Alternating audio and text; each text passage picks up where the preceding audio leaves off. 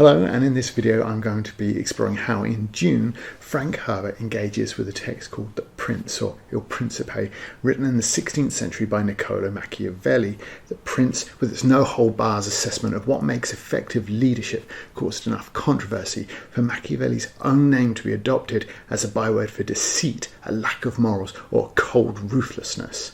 Yet, despite many attempts to ban the book, Machiavelli has remained in print, influential and relevant for a great many years.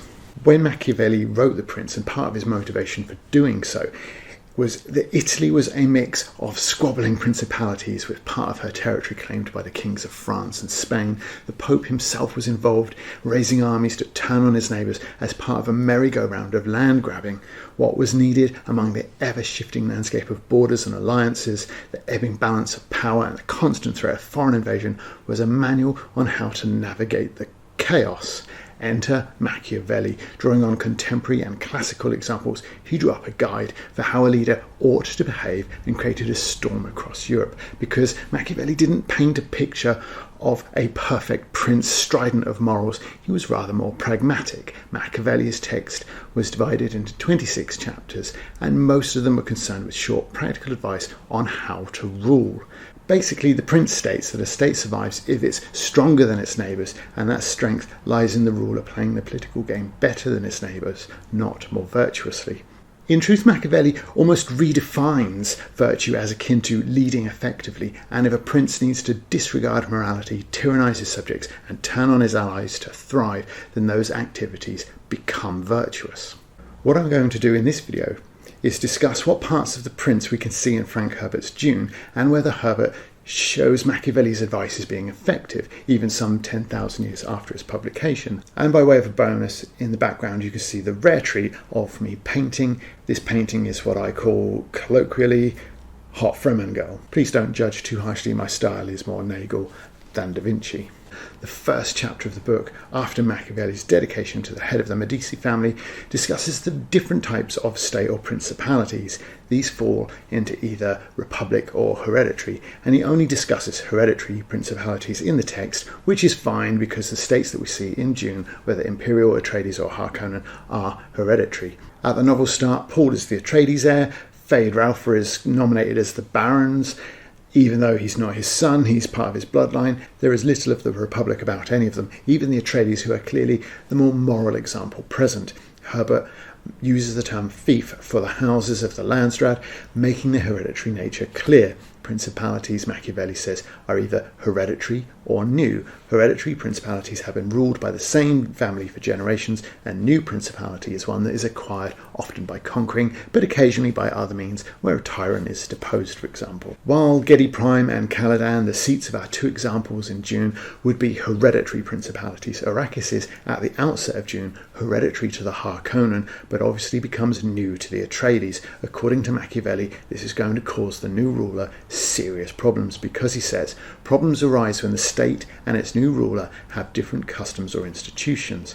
What makes Arrakis unique is not just the spice, but the fact that there are two different sets of culture for a new ruler to navigate. If he is to succeed, Leto will have to navigate not just the institutions left behind by the Harkonnen, but also the Fremen. To hold a new territory like this, a prince will need to be both lucky and diligent. The first thing that Machiavelli proposes is the new ruler ought to live in the new territory, which Leto does, though whether the emperor commands it or he takes that decision himself is not certain. Potentially the permanence of the move, the melancholy the Atreides family feel departing Caladan, the packing of their heirlooms, for example, suggests that it is by command rather than choice. Ruling in absence leads to delays reacting to potential trouble, and in the third part of the book we can clearly see that the delays the Baron Harkonnen has in communicating with his regent, his nephew Raban, demonstrate exactly what Machiavelli proposes, that these delays will eventually cause the failure of the Harkonnen tenure. Interestingly, Machiavelli also says that the ruler's personal stewardship will prevent the territory being plundered by his magistrates. However, Raban is ordered to tighten the screws by the Baron. Machiavelli goes on to say that the presence of the new ruler gives the population recourse to him, strengthening his hold on the province, and Leto's personal approach with a number of people on Arrakis may even have been enough to hold his gains. Certainly, the Fremen and the Emperor's representative Kynes are both persuaded to lean his way, even without direct intervention in time. Machiavelli likens the brewing of a revolution to tuberculosis, which in his time was thought easy to cure at its outset when it was most difficult to diagnose, but if untreated the symptoms would become more obvious, but the treatment of it more difficult. He says a wise ruler will spot the early sign of infection and react. A poor ruler will not and invite defeat by delaying, and this emphasis on a leader's competence is important to Herbert's story. The comparison here between the Atreides and the Harkonnen is clear, as we've seen. Leto ruling in situ and in person, the Baron leaving Arrakis to his proxy. But in Herbert's first act, it isn't just Leto's presence that almost prevents disaster, it's his abilities to command as well. His presence is part of that and demonstrates, as the prince proposes, that he is a wise, competent leader, and that, of course, will reflect on the people around him, not just Paul, but those that survive with him. Additionally, Harkonnen competence is demonstrated by their ruling as tyrants without risk of overthrow. From a story point of view, this makes them seem like a worthy adversary to be battled. Both the Atreides and Harkonnen are deftly portrayed within the Machiavellian framework. In the first act of Dune, the Emperor commits, by the standards of the prince, a grave error. He behaves rather like the French king in Italy, who, short on allies after acquiring Lombardy, helped the Pope acquire Romania, alienating what allies he did have and strengthening a rival in the process. Because the ancient rivalry between the Atreides and the Harkonnen held them both in check, despite the wealth the Harkonnens were gaining from trading the spice, removing either one creates a more powerful rival for the Emperor himself to face.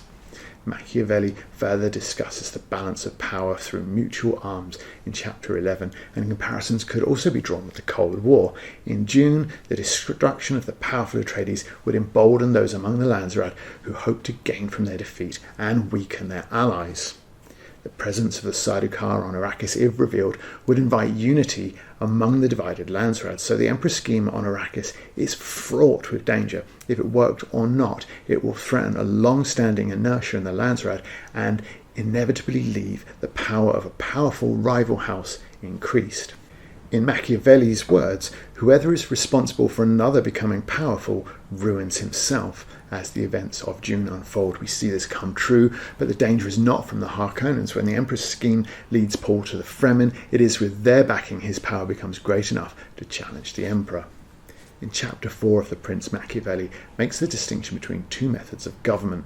In the first, the prince or ruler is all-powerful, appointing ministers or servants to help with government that owe their position to the ruler's authority and benevolence.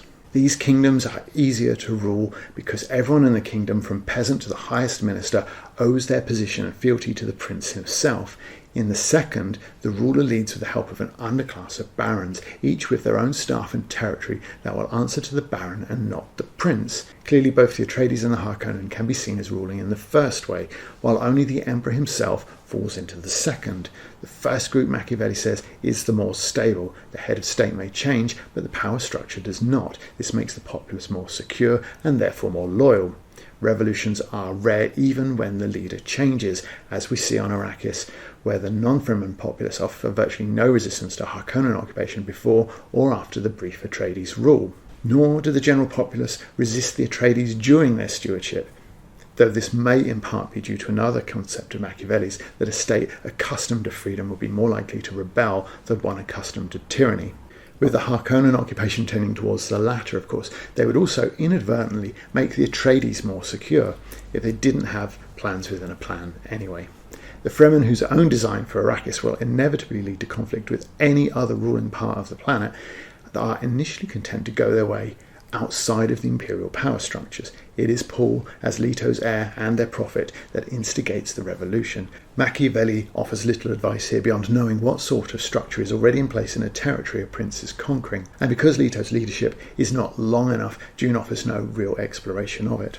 However, what Herbert does show is that the emperor has a suspicion or fear of his nobles and believes that their loyalty can't be relied upon. As Machiavelli proposes, a ruler with a class of nobles beneath him is in the more precarious position, and this is most clearly demonstrated when Paul is able to rely on men accustomed to loyalty to his father and then deposes the emperor in the final act of Dune. From here, Machiavelli moves to discussing ways of holding on to newly acquired power, the first of which is that if the conquered province has been used to its own governance, sometimes it is necessary to burn everything to the ground. Physical devastation ultimately erases the less tangible evidence of previous traditions. In such circumstances as the prince would rather hold than destroy his new territory, clearly Leto's position in Dune, then you can lead yourself, as mentioned before, or retain the institutions of the previous government, but make them beholden to you as ruler. Even then, none of the examples Machiavelli offers of the latter are completely successful. But Herbert doesn't really offer an example of something being razed. The damage done on Arrakis is carried out in the Fremen conquering of the planet rather than any attempt to raise the existing facilities. Desiring to maintain the trade in spice, Leto is not in a position to physically destroy any of the existing infrastructure either. However, in his assumption of power over the Fremen, Paul does change a number of their customs, not least in his refusal to kill Stilgar and assume his authority.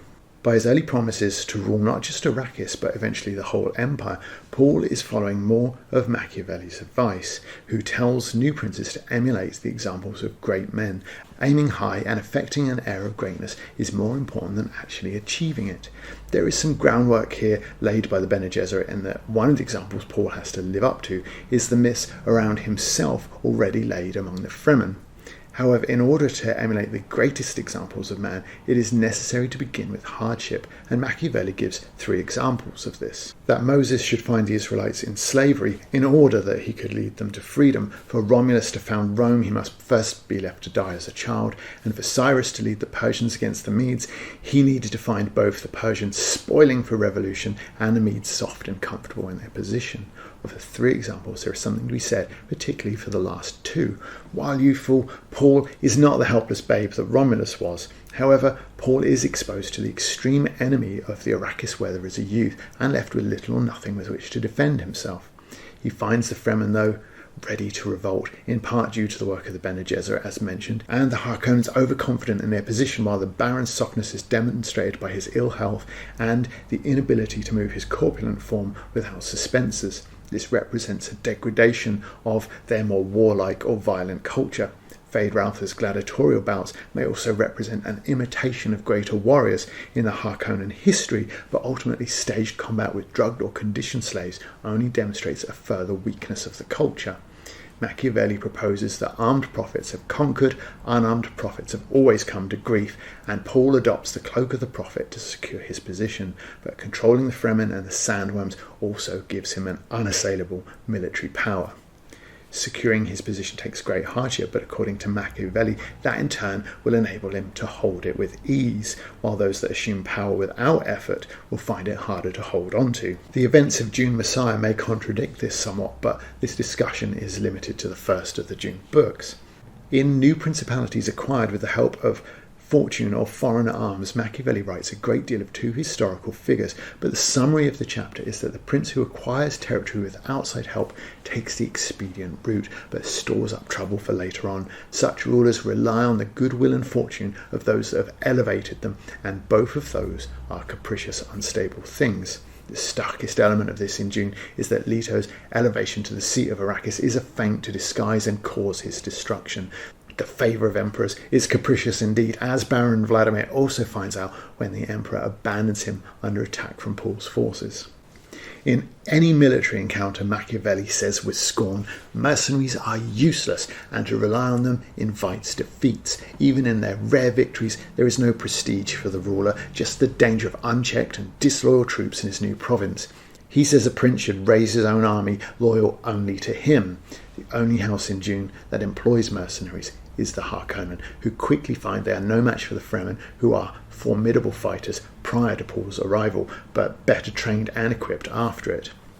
Where Herbert contradicts Machiavelli somewhat is with the Sardaukar. Auxiliary troops, he says, are useless too. Like mercenaries, their victories are their own, or at least belong to the prince who commands their true loyalty. In this case, the emperor and not the Harkonnen. The Sardaukar prove themselves capable warriors, and Machiavelli does concede this can be the case. However, they end up fighting against the Fremen more for vengeance and pride than for the Harkonnen, who they're occasionally scornful of. The Fremen, however, are fiercely loyal to their leader, fortified and well supplied in their sieges, and regularly drilled as Machiavelli proposes. They are clearly the strongest military force Herbert discusses. A prince must understand warfare to survive, and military drills must be practiced more vigorously in peace than in war, and the Fremen are the only forces seen preparing in this way in Dune. It is, rather like the Spartans, a way of life even amongst the Fremen children who, along with women and old men, force the Sardaukar into an embarrassing retreat. When the Fremen use the city folk as shock troopers, even though the slaughter among them will be fearful, there is a precedent in Machiavelli who describes Hiero of Syracuse, who was wary of his auxiliaries in his command and arranged to have them slaughtered by charging them at the enemy. It is telling that Stilgar is questioning the loyalty of the city men shortly before the exchange over their casualties. Chapters 15 to 19 of The Prince describe how a prince can use his virtues and vices to his advantage. In summary, he proposes that a prince can be feared, loved, or hated, potentially two of the three. Dealing with the first two, he proposes that it is impossible to be both, and that given the choice, the prince should inspire fear. This, he says, is both easier to acquire and more reliable. Fear governs behaviour by the promise of punishment, while love proposes how people ought to behave, but when push comes to shove, it is brittle and unreliable. When threatened with ruin, allies switch sides to where the power is, if they have no fear of repercussions. Fear can be cultivated with a few, preferably just, executions. It is clear that Leto can rely on the affection of his men and allies, and, while not quite in the way that Machiavelli proposes, that affection does him little good. The Harkonnen require military presence, even on Gedi Prime, in order to maintain their rule. The Baron is clearly feared and not loved. At least a partial confirmation of Machiavelli's theory comes that Leto is brought down by Yui, who claims to love him even as he betrays him, while, despite the plots from his own family and aides, Baron Harkonnen is able to cling to power until he is assassinated by Alia. Paul offers further contradiction, though, as he is well loved by his followers. However, there is less affection for him from the Atreides survivors, demonstrated by Gurney when Paul's behaviour is contrasted with Leto's. Leto loses precious spice and a harvester in order to save his men, and during the battle for Arrakis, Paul claims men are more important than equipment now. After the battle, his first thoughts are towards the spice stores, prompting concern in Gurney, who wonders, when did an Atreides worry first about things when people were at stake? The new Atreides pragmatism does suggest that the new ruler is less concerned with love than his predecessor. Acquiring a new state is a time of harsh necessity, and Machiavelli quotes Virgil here. This in part is why Paul has to allow the jihad in his name, even though he resisted it for so long. Impressing his authority on his new gains, ridding himself of certain enemies, is simply part of the necessity of imposing control. Machiavelli proposes a focused approach, again where a prince is hoping to control rather than raise his new gains. Reputation for cruelty imposes order faster than compassion, the perceived weakness of which leads to disorder that affect the whole community, while more focused acts of cruelty affect only those on the receiving end. Paul searches for a way to avoid the jihad, but in the end considers the jihad would be his legions who would rage out from Arrakis even without him. They needed only the legend he had already become. It is possible to see in the prince a justification for the violence if properly utilised. Paul's legend ensures the loyalty of his troops, and their violence may even help Paul hold his new power. However, Machiavelli counsels on the need to avoid being hated, and the jihad must bring devastation where it reaches, or it will clearly foster animosity towards his rule. His reputation for cruelty, fear, will hold the citizens in line, but if contempt or hatred builds, then the ruler's position becomes threatened. The chief cause of hatred that Machiavelli discusses is being rapacious or aggressive with regard to the property and women of his subjects, which we see in the ceremonies after Paul kills Jamis in a duel. He's reluctant to take his property, eventually selecting the balisette, and the Fremen see his tears as an extraordinary offering in return. Jamis's wife becomes his property, and he accepts her only as a servant and not as a sexual partner. The connection with Machiavelli's advice is tenuous perhaps in both examples, but that they both come in the space of a single scene in Dune does offer food for thought. Harkonnen, under Raban by contrast, squeeze the local population too tightly, fostering hatred that invites them to support the rebellion when it comes. As Paul tells Stilgar, the Sardaukar recruit for us.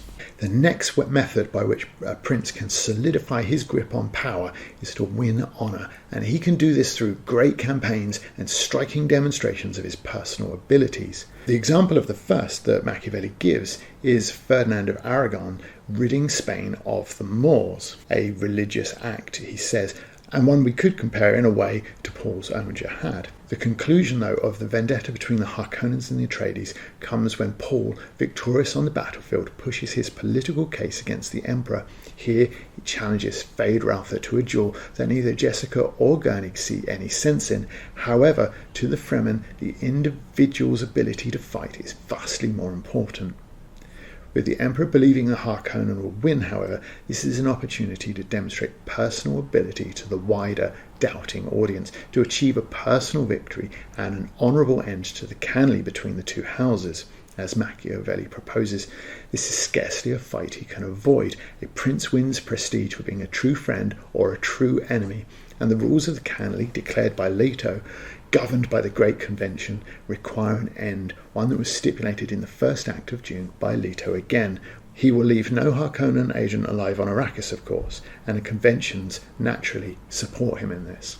It is possible to claim that the rules and advice proposed in Machiavelli's text are generic to leadership, that the examples he quotes from history prove that leadership, war and conquest have always been performed in certain ways. Yet it is interesting in a future galaxy that Herbert has chosen conventions of a far earlier time. Noble families, fiefdoms, even their very technology often reduces combat to archaic projectile or melee weapons that are not so beyond those of Machiavelli's contemporaries. That Herbert's characters demonstrate so many concepts and ideas from the prince might be by chance, rather than by an active attempt to engage with the text. The stories of our culture post-Machiavelli have lent on his work so heavily that the path from Machiavelli to Macbeth to Dune, for example, may be deliberate or not. Either way, it is interesting to see how the first Dune novel explores so much of what he proposes, and so thoughtfully. Of course, the intertextuality of Herbert's masterpiece doesn't stop or start with Machiavelli, but the flavour is there and adds a richness to both heroes and antagonists. Thank you for watching. I hope you enjoyed this video. If you were expecting a more straightforward review of Dune, then there are plenty already on the internet. It's partly why I haven't done one, the other part being that I've already read this book 2-3 times, so it isn't like a fresh review like all of my others where I'm reading a book for the first time. What I'll do, if I remember, is I will link a couple of other videos that I really like on the internet about people just reviewing it in a more conventional way, and if you want to watch them, by all means do so. In the meantime, to support this channel, all you need to do is click like, subscribe, and if you ring the bell, I'll see you in the next one. Bye.